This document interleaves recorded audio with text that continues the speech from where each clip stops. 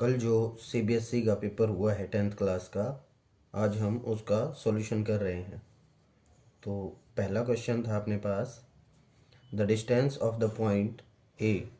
जो पॉइंट दिया गया है वो ए दिया गया है 4a 3a from x axis से डिस्टेंस पूछी है। तो इससे पहले हम थोड़ा सा समझ लेते हैं। ये होता है हमारा एक्स एक्सिज, ये होता है वाई एक्सिज। अब कोई भी पॉइंट हो, जैसे हमने एक पॉइंट एग्जांपल के लिए लिया 2 3।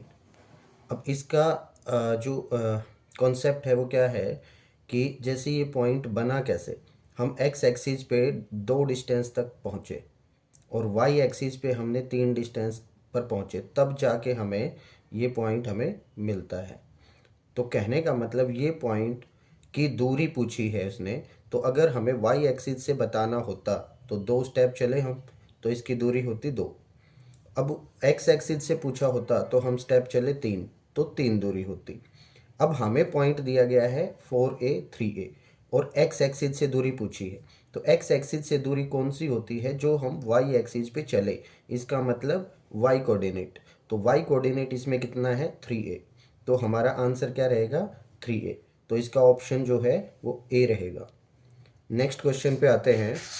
नेक्स्ट है सेकंड क्वेश्चन। क्वेश्चन नंबर 2 में क्या है, द नेचुरल नंबर 1। एक के बारे में हमसे पूछा गया है कि जो एक होता है वो क्या होगा। Prime number, composite number, prime number as well as composite number, neither prime और नॉर कंपोजिट। अब पहले हमें वन को या इन सब ऑप्शन को समझना पड़ेगा, ये हैं क्या। प्राइम क्या होता है, प्राइम नंबर वो होता है जिसके 2 फैक्टर बनते हों। Exactly 2 factor, exactly 2 factor. और जो कंपोजिट होता है वो क्या होता है, 2 फैक्टर होते हैं इसके अंदर, और कंपोजिट के अंदर मोर देन 2 फैक्टर होते हैं, मोर देन 2 फैक्टर। तो अगर हम देखें वन के बारे में, वन का एक ही फैक्टर होगा और वो वन ही होगा खुद ही। तो ना तो ये प्राइम बना ना ये कंपोजिट बना, क्योंकि कंपोजिट के अंदर 2 से ज़्यादा फैक्टर होते हैं और प्राइम के अंदर 2 फैक्टर होते हैं, लेकिन ना इसके 2 फैक्टर हैं ना ही 2 से ज़्यादा। तो हम इसको ना तो प्राइम बोल सकते हैं ना कंपोजिट बोल सकते हैं। तो इसीलिए हमारे पास इसका ऑप्शन रहेगा डी। नेक्स्ट क्वेश्चन देखिए, question number 3। The given, given है हमारे पास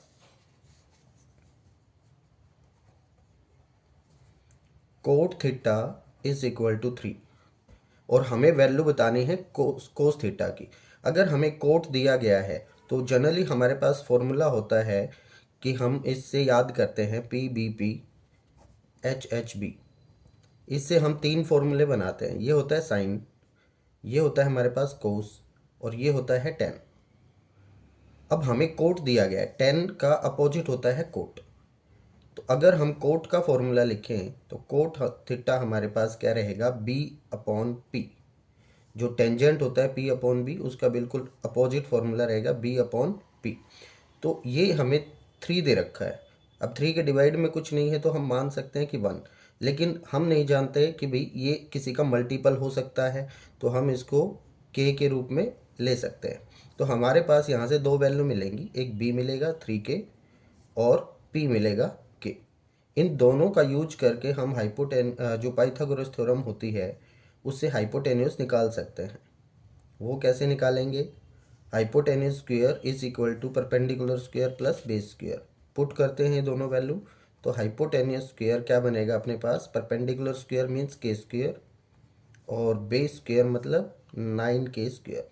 और ये हमारे पास हाइपोटेन्यूस स्क्वायर बनेगा 10k स्क्वायर।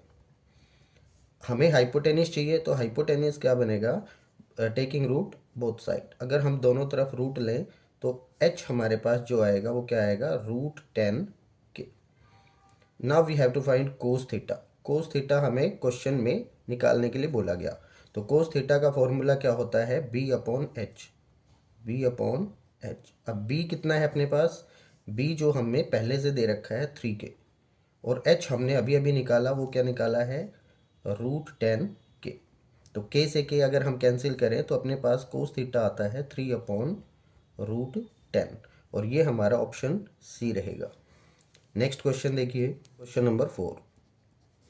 क्वेश्चन नंबर 4 में क्या है, for any natural number n raise to the power 5 raise to the power n ends with the digit. कहने का मतलब सीधा सा ये है कि 5 की पावर हम कितनी भी करें तो ये किस डिजिट के साथ ख़त्म होगा। इन सब में से 0 हो सकता है, 5 हो सकता है, 3 हो सकता है या 2 हो सकता है। अब n क्या है, वो नेचुरल नंबर है। हम ले लेते हैं नेचुरल नंबर 1 2 3 4 5, ये अप टू इन्फिनिटी होते हैं, लेकिन हम सारे रख रख के नहीं देखेंगे। साइक्लिसिटी होती है 5 की 2। अब साइक्लिसिटी क्या होती है, जितनी पावर लेने के बाद वापस रिपीट होनी शुरू हो जाए। तो 5 की साइक्लिसिटी एक्चुअल में 1 ही होती है, क्योंकि कितनी भी पावर ले लें हम 5 ही आता रहेगा। जैसे 5 की पावर 1 करेंगे तो 5 आएगा, 5 की पावर 2 करेंगे तो 25 आएगा, लास्ट में 5 ही आएगा। 5 की पावर 3 करेंगे तो अपने पास 125 आएगा, फिर भी लास्ट में 5 ही आएगा। तो ये हमेशा किस से ख़त्म हो रहा है, 5 से ख़त्म हो रहा है। तो इसने यही पूछा है कि 5 की पावर हम कितनी भी करें तो ये किससे ख़त्म होगा, तो इसका ऑप्शन रहेगा 5। नेक्स्ट क्वेश्चन देखिए, question number 5। If 2 sin a is equal to 1, हमें दिया गया है 2 sin a is equal to 1 और हमें पूछा क्या गया है, tan a plus cot a का मान बताइए। tan a plus cot a का मान बताइए।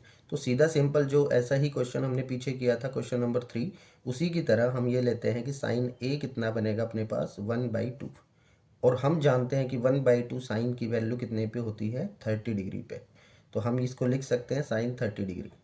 तो अगर हम इसको कंपेयर करें तो a इक्वल टू 30 डिग्री आता है, a इक्वल टू 30 डिग्री आता है। अब इसी को हम पुट करें जिस जो हमें चाहिए उसमें, तो tan 30 degree plus coat 30 degree, यही हमें चाहिए। tan 30 डिग्री का मान होता है 1/√3 और कोट 30 का होता है अपने पास √3। अब इन दोनों का अगर हम ऐड करें तो अपने पास आएगा 4/√3 और ये हमारा आंसर रहेगा बी ऑप्शन। क्वेश्चन नंबर 6 देखिए, 6 में हमसे एलसीएम पूछा है। एलसीएम एक्चुअल में क्या होता है देखते हैं।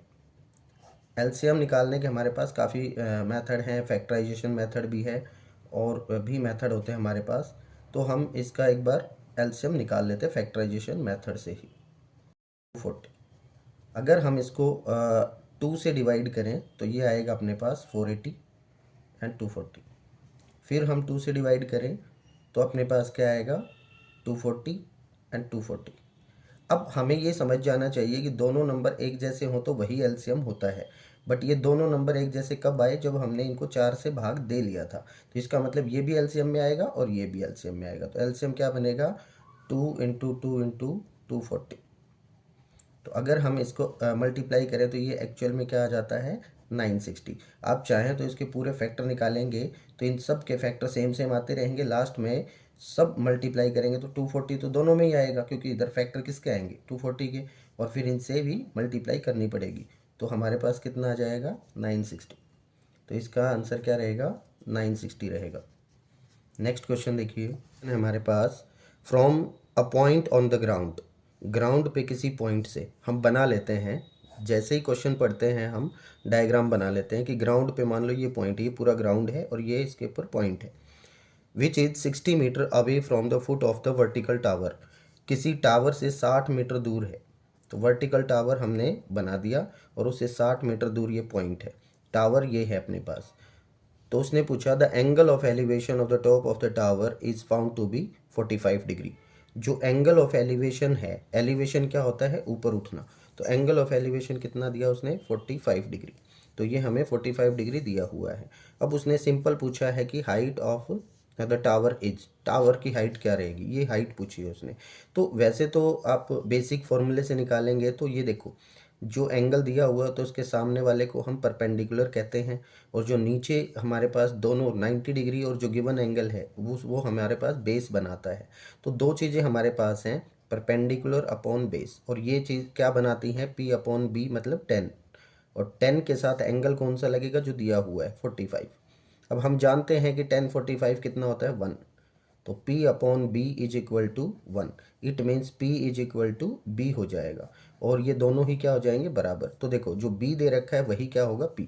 तो बी जो हमारे पास कितना दे रखा है 60 मीटर, तो इसकी हाइट भी क्या हो जाएगी 60 मीटर हो जाएगी। तो यही हमारे पास क्या रहेगा आंसर रहेगा, इसका सी ऑप्शन रहेगा। वैसे भी हमें पता चल जाता है कि 45 डिग्री है, ये 90 है, तो दूसरा एंगल भी क्या होगा 45। तो इसका अंदाजा भी हम लगा सकते हैं कि दो कोण बराबर है तो ये दोनों भुजाएं भी क्या होंगी बराबर होंगी। तो इसीलिए हमने ये 60 मीटर है तो ये भी क्या रहेगा 60 मीटर ही रहेगा। तो इसका ऑप्शन सी इसका आंसर हो जाएगा। नेक्स्ट क्वेश्चन देखिए, क्वेश्चन नंबर 8 में है अपने पास, how many zeros does P of x, polynomial of x हमें दे रखा है x-2 और x+3 ये दिया हुआ है, और उसने पूछा है कि इसके जीरोज कितने होंगे। और जीरोज क्या होता है जो इसको जीरो बनाए, तो हम रख लेते हैं इसको जीरो बनाने के लिए कि ये बनाते हैं हम इसको जीरोज। तो एक सीधी सिंपल बात समझिए कि दो चीज़ों की मल्टीप्लाई अगर जीरो है तो दो चीज़ों की मल्टीप्लाई जीरो तभी हो सकती है या तो उनमें से कोई एक चीज़ जीरो हो या फिर दोनों ही जीरो हों। तो हमें नहीं पता अभी इनमें से, तो हम बारी बारी से इन दोनों को जीरो लेट कर लेते हैं। तो ये भी जीरो हम लिख सकते हैं, तो x इक्वल टू क्या आएगा 2, और दूसरे को भी हम जीरो मान सकते हैं, तो इससे आएगा x इक्वल टू -3। तो कितने जीरोज मिले हमें, दो जीरोज मिले। तो इसका आंसर क्या रहेगा सी, 2 जीरोज। नेक्स्ट क्वेश्चन देखिए, क्वेश्चन में बोला गया है 9th क्वेश्चन में, in the given figure P A and P B are tangent to a circle centred as O. किसी सर्कल का सेंटर है ओ और उसके ऊपर दो टेंजेंट बनाए गए हैं पी ए और पी बी।